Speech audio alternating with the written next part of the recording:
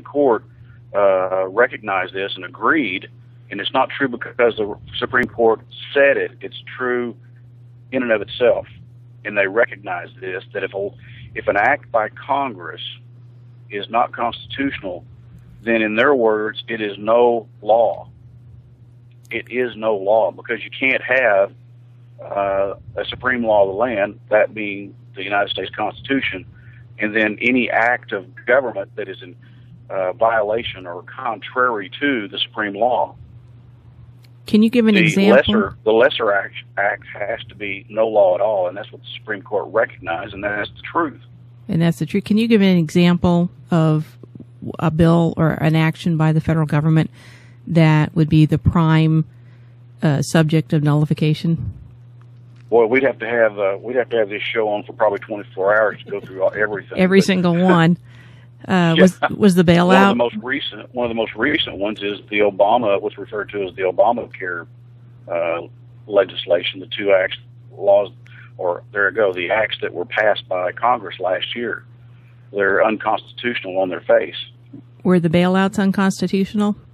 Oh yeah, the bailouts were one of my favorite ones. After a while, it seems like you can't even remember them all. They seem to come too fast and too frequently, and the bailouts were absolutely unconstitutional. And we've come to think in this country, most people have come to believe that, I don't know about most people, quite a few people in this country, that something's only unconstitutional if the Supreme Court declares it to be unconstitutional, and that's not the case. Something is unconstitutional if it violates the Constitution, and the states play an important role in making that determination. And they've done this many, many, many times throughout the history of our country. They just don't teach it in our schools, and we need to start teaching this in our schools again and teach the exact times and examples of when this was done in the history of our country. It's very important. It is important, but I would disagree with one thing you said. It's not just in the schools, but in the Oklahoma legislature. The legislators themselves don't understand the issue of nullification. And James, you and I were at a recent Republican club dinner, and the newly appointed Republican floor leader, Dan Sullivan, and we'll say his name, Charles, you don't have to, but we will, Representative Dan Sullivan from House District 71 in the Tulsa County in Oklahoma, characterized nullification as what example? As an example of the school districts not, what was the law? Applying the rule about, if you had a special needs child, that you could withdraw that child from public school and you would get a special account or a voucher almost to go to a place where your child's needs would be met, and the schools were not complying with it. And he said that was an example of nullification, and it's almost in the realm of rebellion is kind of what he had kind of thought of it to be like. And then when he was challenged on that because it was disobeying law, and a former senator was in the audience and said, your characterization of nullification is 100% in error, he backed up a little bit verbally and said, well, that was the way it was explained to me. This legislator is actually a lawyer and did not understand the true meaning of nullification. So, Charles, I mean, you're in with a body of other elected officials, many of whom themselves do not understand nullification. Well, I would also say it may or may not be in the case of the floor leader, but oftentimes it's also an example of elitism.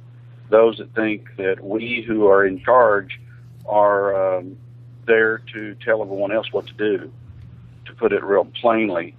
There are those that think that some are better equipped in various ways to make the important decisions in government, and everyone else must go along with it. And that if you are put, whether you're elected or you're appointed to some positions in government, that you're there to rule over everyone else. And none of that is true. None of that is true in regard to the system of government we have. You look at our Declaration of Independence, our Constitution, and our history, and it's very clear that the founders and people throughout the history of this country have fought for just the opposite of that, that people are deemed to be equal and they are free and their freedoms come from God, and that government does not give any rights, and that the people are the final say on all things. Matter of fact, every constitution in the United States, that means all 50 states and the federal constitution, all includes language that says we the people are the ones that ultimately have the right to determine what is right and wrong. Now, sometimes we even maybe don't like that a little bit ourselves because we think that somehow relates to a lack of government and a lack of some type of control. But the real point is that the people that wrote the Constitution, our federal Constitution, and likewise our state constitutions, they understood that the rights come from God, and it's the people that make that decision. It's not government that we put in charge to do certain things for us. We didn't give them the power to then determine as time goes by whether or not other important decisions, could supersede that authority that comes from God and that is stated within the declarations and the Constitution of the country and of the various states. So, there's an elitism that's always been around since the beginning of time, and it even existed when the Constitution was first drafted and debated. You had Alexander Hamilton and a small number, a real small percentage of the founders, as we refer to them, that wanted a system that was more like the British system, or even like a monarchy. They wanted a Senate that was permanent and that was appointed by the president. They wanted governors to serve at the pleasure of the federal government or the executive branch, if I remember right how it was posed. And it was pretty dramatic from what we ended up with. And those people have always been around and tried to get special treatment for themselves and their various special interests. Representative Keyes, now one of the criticisms towards the 10th Amendment resolution that got passed in Oklahoma was that it was a resolution and it didn't have any teeth to it, that there wasn't really any power behind the words. And so my question to you as the author of that bill, what can we do as Oklahomans to put teeth behind that? What are we lacking to have teeth behind that? Is it just pure backbone by the legislators, or is there something that needs to be added to it to give it some type of teeth to that? Well, it is one or two things that you just mentioned, like backbone, the legislature having the backbone. But I go back to this rule that we talked about in the first part of the program. The reason that more of this is not done and attempted and then carried out is because, on one hand, as I mentioned, you have legislators like myself that have filed state sovereignty or 10th Amendment type legislation, and then it's not even heard. Well, who's making that decision? Is it somebody that is smarter than the rest of us and that somehow they know better that we don't want to hear some of this state sovereignty legislation, or what's going on there? The fact is, you've got some people that don't have a backbone, or they have a political philosophy that's very much different than what most people believe, and they're making the decision for everybody else in this state. And I'm not, when I say this next thing, I'm not talking about Speaker Chris Steele, the newly elected speaker, because I have no belief that he thinks this way or will act this way. Matter of fact, far from it. But, when we go to the polls every 2 years, we don't have on the ballot a Speaker of the House. The legislators decide who that Speaker is, and there's nothing in the rules that said we elect a Speaker of the House or the committee chairman or the Speaker pro tem or any of these other leadership positions to then make all the decisions for everybody else. If that were the case, then we just need to all go home and not even elect state representatives and state senators.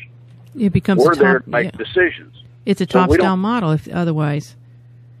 Yeah. Somebody told me a couple of weeks ago, they said, it's kind of like a Politburo. If you just have a handful of people that make all the decisions or all the important decisions, when you have just a few people that have life or death power over every bill, you don't have a representative republic. You don't have representative government.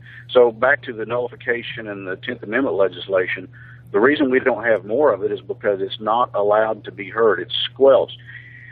This power that is assumed, it's unwritten, to have life or death power over all bills is not the only way that it's manifest. There's other ways that it's manifest, but it's the chief way. And if we will eliminate that, if we will prohibit that power or that action, then we'll start seeing more legislation not only filed, but what's more important, far more important than that, but we'll see it heard and then voted on. And then the people of the state can decide if they agreed with the way their state representative or state senator voted on that legislation. But see, what we can't see right now, here's something that most people in the state is interested in. They want to know if their state representative is truly for property tax reform or not. But you know what? They can't see that because just a few people have denied it to get a hearing in the legislature in an open, public way, and then have a recorded vote on it. If we did that, we'd find out who's really for it or not. I guarantee you that you'll see a large majority of people that are for that ad valorem reform measures, the measures that have been proposed in the House. But for some reason, they don't get a hearing. Now, something doesn't add up there. And it's the same thing with nullification legislation and many other types of legislation. Education reform bills have been put forward, and they don't get heard. We would hear a lot of things, and we'd find out how people stand on it, and then the voters of the state can then decide if their elected representatives and senators are voting and acting on their behalf in the way they want to or not. Can you also give us kind of an example of some nullification legislation that you have tried to get heard or try to pass? Well, there's been you talked about putting teeth in the 10th Amendment, and this is a proposal that I put forward actually back in 1994 or 5, and it passed the Revenue and Tax Committee that long ago when the Democrats were in the majority. They actually heard the bill and passed it out of committee and then passed it off the House floor. And it's a bill that proposes to set up a system in which the state of Oklahoma could require certain federal taxes, like federal income tax and a few others, to be paid through the state treasury, and then the state would pass it on to the federal government, the IRS. And why would that be important? And that's important because, we have a lot of unfunded mandates, and then we have some mandates that are funded even, but are unconstitutional. And it would allow the state then to have some leverage to do two things: to deny, to take action against unconstitutional legislation that is passed in the federal legislature, by give us some leverage by withholding the funds related to those unconstitutional acts. Right, because currently, wouldn't it, if we want to, let's say, nullify a certain law, the federal government still receives that money. Is that correct? That's correct. But under your legislation, the state would have some type of system in place in which that money can also be withheld if we feel like, let's say, Obamacare happens to be unconstitutional. Is that correct? Yeah, and let's say they decide, well, okay, we're going to withhold money that we give you for building roads and bridges. Well, we could just withhold an equal amount of that, the same amount that would be, to retain to build the roads and bridges or repair them as we need it. So it would allow us to continue to function in a constitutional manner. A lot of people listening to this are probably going to think, golly, that's kind of different. That's really maybe even radical. Well, you might remember just a few years ago, people thought the 10th Amendment resolution was kind of radical. And now it's accepted as the norm. It is the norm, but somebody had to start that discussion. Yeah, and even now, this proposal that we're talking about now has been filed in quite a few other states. And we see nullification legislation like this and many others being filed all over this country. I've lost track of the numbers, but is there any movement with that legislation that you've seen? Well, you might refer. We might be able to refer to the 10th Amendment Center, which is kind of a watchdog group or whatever you would call it, that's monitoring all of the 10th Amendment legislation that's going on all over the country, in addition to other things that they do. I don't know if there's a movement on this particular piece of legislation, but there is the 10th Amendment movement that is alive and well and growing by leaps and